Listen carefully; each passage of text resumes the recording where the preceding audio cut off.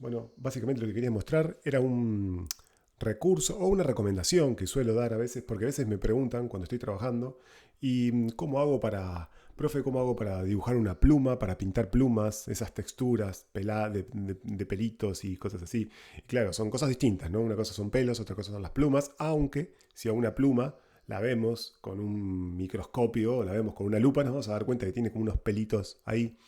Ahora, cuando nosotros vemos una ilustración, normalmente no le vemos los pelitos a las plumas. Vemos una forma que representa una pluma. Y en mi caso, yo siempre la respuesta que suelo dar es uso el pincel Colombia. El pincel Colombia para mí resuelve el uso de un montón de otras herramientas para poder representar esas texturas como una textura de plumas, ¿no? Cuando tengo que pintar un plumífero, obviamente que lo primero que suelo hacer es utilizar este pincel como base para después agregarle detalle, por supuesto, pero es una linda base. Les voy a mostrar cómo funciona. Lo que hago es venir aquí y selecciono mi pincel, está aquí debajo, tengo el pincel Colombia, como ven, ahí está. Creo que todos van a poder reconocer al mapa como tal. Lo voy a tratar de hacer con él. Allí está, claramente. Y yo lo que voy a hacer con este pincel ahora es tratar de generar una superficie de plumas. Entonces empiezo siempre por un color un poquito más oscuro. Vamos a venir por acá, a ver si se entiende mejor. Y empiezo a generar así unas especies de tratamientos, depende obviamente de la superficie a pintar, ¿no? Pero ahí tengo una serie de base de plumas. Y luego empiezo a agregarle luminosidad a medida que voy pintando y empiezo a trabajar con plumas que se empiezan a poner entre medio de estas otras plumas que acabo de hacer.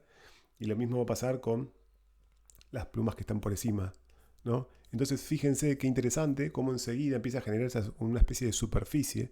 Obvio que después podemos venir y a estas plumitas agregarle algunos detalles, ¿no? Si quisiéramos agregarle alguna similitud a esa textura de pelos, pero la verdad es que no me parece necesario cuando tengo que hacer un trabajo en llegar a semejante nivel de detalle. Creo que aquí se puede ver claramente cómo puedo generar una textura de plumas sin demasiado esfuerzo, ya que este pincel que hemos diseñado desde hace un tiempo nos da, al menos a mí, me da muy lindo resultado. Y tiene una particularidad, es un pincel que, si lo ven en su configuración, no tiene una configuración muy compleja, pero sí tiene transferencia.